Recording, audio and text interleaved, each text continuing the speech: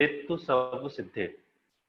परमादरणीय आदरणीय अभय जी भाई साहब, इस सभा के अध्यक्ष, मुख्य अतिथि पंडित श्रेयांश जी साहब एवं समस्त विद्वानों को सादर जय जिनेन्द्र। गोष्ठी में मेरा विषय है तीसरी ढाल। छह ढाला की तीसरी ढाल और छठवीं ढाल।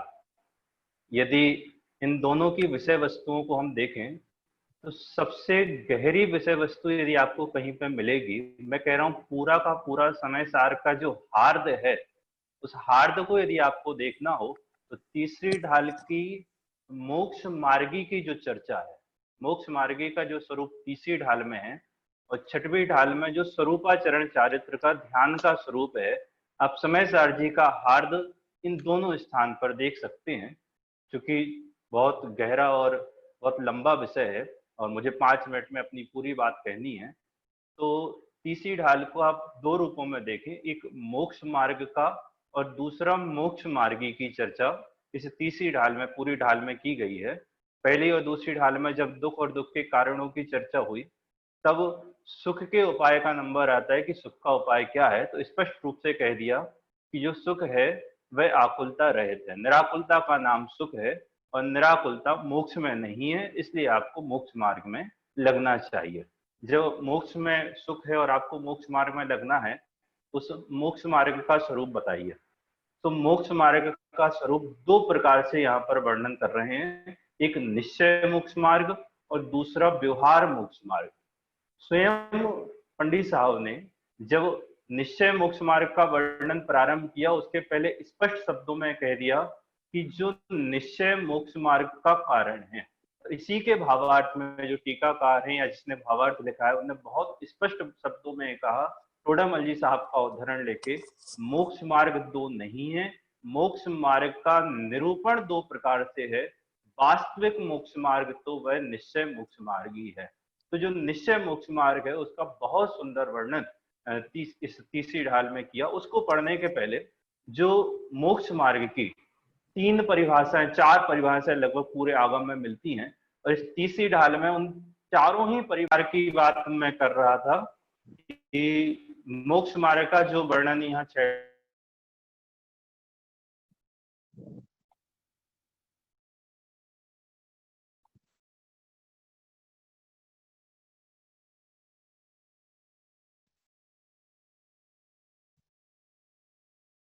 संतुलन भी बैठाया है कि जहाँ एक की श्रद्धा है वहां तीनों साथ में है, जहाँ एक की श्रद्धा होगी वहां अन्य तीनों की श्रद्धा भी मिलती है। एक तो आत्म श्रद्धान का नाम वह सम्यक दर्शन है, सम्यक दर्शन के साथ ज्ञान चारित्र है। उसी तरह स्वपर भेद विज्ञान का नाम, तीसरा तत्वार्थ का श्रद्धान और चौथा देव शास्त्र गुरु की श्रद्धा। टोडामल जी, दौलत राम जी ने जब निश्चय मोक्ष मार्ग की बात कही तो वहां स्पष्ट रूप से कह दिया कि पर द्रव्यों से भिन्न आत्म तत्व की रुचि, इसी तरह आत्म तत्व का ज्ञान और उसी में स्थिरता, इसका नाम निश्चय मोक्ष मार्ग है।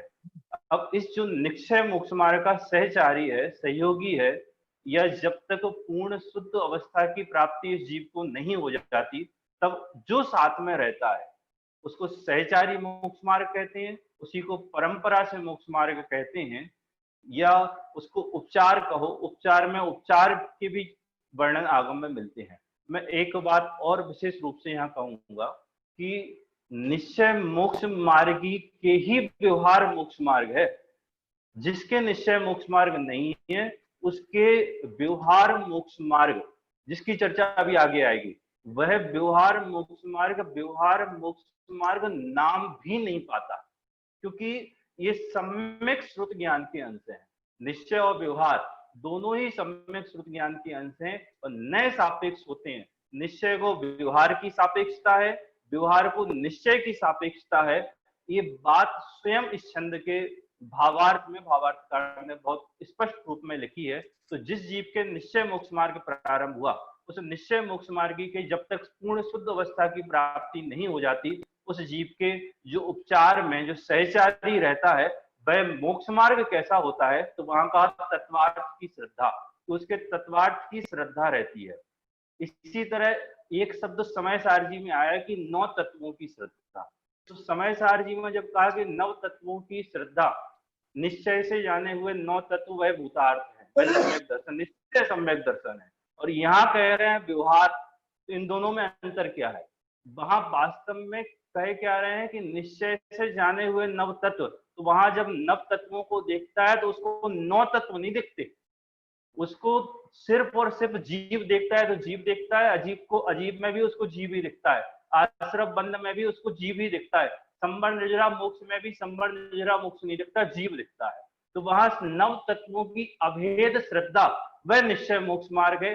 और यहाँ जो छह डाला में तत्वार्थ का श्रद्धान कहा, सात तत्वों का श्रद्धान कहा, वह भेद रूप श्रद्धान की बात है कि जीव अजीब का जो भेद पूर्वक श्रद्धा है, विकल्प रूप श्रद्धा है, और विकल्प है तो राग है, उसको यहाँ पर मोक्ष मार्ग कहा। क्रमशः सात तत्वों की चर्चा जब प्रारंभ हुई तो जीव का जब वर्णन आया तो 3 प्रकार के जीवों की बात कही, बहिरात्मा, अंतरात्मा और परमात्मा। उसके बाद अजीब में उद्गल, धर्म, अधर्म, आकाश, काल, इन पांचों का वर्णन किया।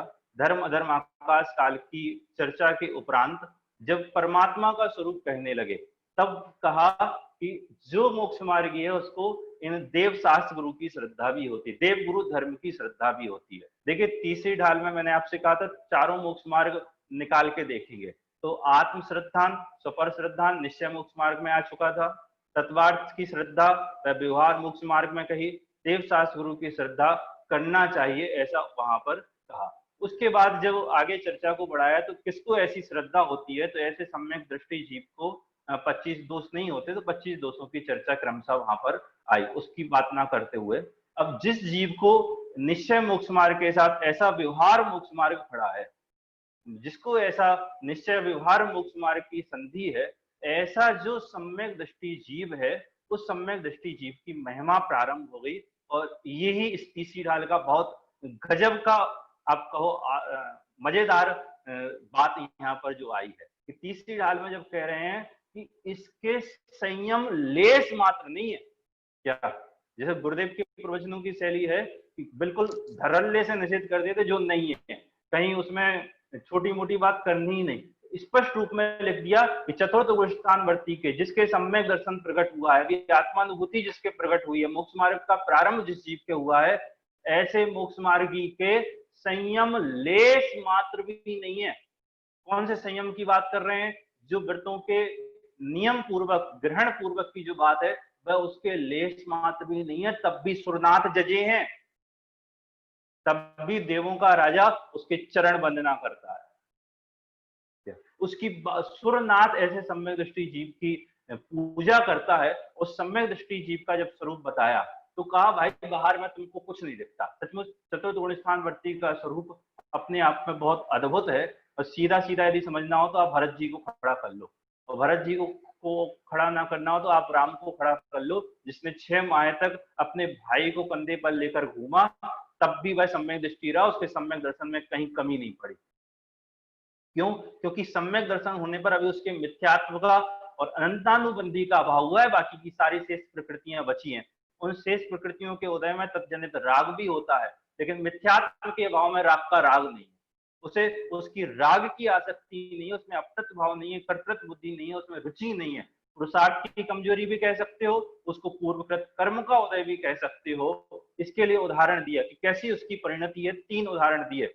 एक तो कमल का कि जैसे जल में कमल रहता है, दूसरा उदाहरण दिया जैसे वेश्या प्रीति दिखाती है लेकिन वास्तव में उसकी किसी भी पुरुष के साथ प्रीति नहीं होती, और तीसरा उदाहरण दिया जैसे कीचड़ में स्वर्ण रहता है। एक उदाहरण और सुनो, जैसे कोई जीव जेल में गया, कोई व्यक्ति जेल में गया, जेल में जाने वाला जेल में रहना चाहता है क्या नहीं रहना चाहता है? नहीं रहना चाहता, लेकिन रहता है क्या नहीं रहता है? हाँ रहता है। ऐसी चतुर्थ गुण स्थान वर्ती है, उसके संसार के प्रति प्रीति नहीं है, रुचि नहीं है, सांसारिक भोगों के प्रति रुचि नहीं है, लेकिन रहना पड़ता है, पुरुषार्थ की कमजोरी कहो, पूर्वकृत कर्म का उदय कहो, लेकिन उसमें उसकी रुचि नहीं है, आसक्ति नहीं है, मजा नहीं मानता, और उसके बल पर भविष्य में अन्य सभी प्रकृतियों का अभाव करेगा। इसलिए समय सार जी जैसा ग्रंथ कह देता है कि उसके भोग भी निर्जरा के कारण है। इस तरह मोक्ष मार्ग और मोक्ष मार्गी की चर्चा इस तीसरी ढाल में क्रमशः हुई, और फिर बाद में मोक्ष मार्गी की महिमा का वर्णन वहां पर किया कि मोक्ष मार्गी का चतुर्थ गुण स्थान वर्ती का जहां पर कहाँ कहाँ उसकी उत्पत्ति नहीं होती। फिर आगे जाके फिर और थोड़ी प्रशंसा कही कि सम्यक दर्शन जो है वह मोक्ष महल की प्रथम सीढ़ी है, इसके बिना कोई भी धर्म नहीं है, इसके बिना सारे के सारे धर्म जीरो हैं। और फिर लास्ट में जाके टोडामल साहब ने प्रेरणा दी कि दौल समझ सुन चेत सयाने, ये मानव पर्याय का समय बहुत अल्प है।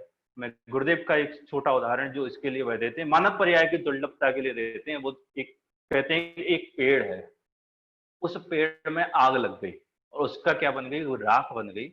उस राख को लेके आप समुद्र में डाल दो, उस जले हुए पेड़ की राख आप समुद्र में डाल दो, और जब वह राख पूरी की पूरी निकल के उस उसी जैसा पेड़ बन जाए, उन्हीं पुद्गल परमाणुओं से जो अभी समुद्र में गए हैं, और जब वो पेड़ रूप से परिणमित हो जाएं और होंगे, भविष्य में होंगे, पंच परावर्तन का स्वरूप ही ऐसा है कि वह इस रूप में भविष्य में आएंगे, तो समझना जितना काल लगता है, तो एक मानव पर्याय को प्राप्त होने में इतना ही काल लगता है। तो इस मानव पर्याय की सफलता इस सम्यक दर्शन के धारण करने में हम सभी जीव भी सम्यक दर्शन को प्राप्त हों, इस भावना के साथ मैं विराम लेता हूँ। जय जय।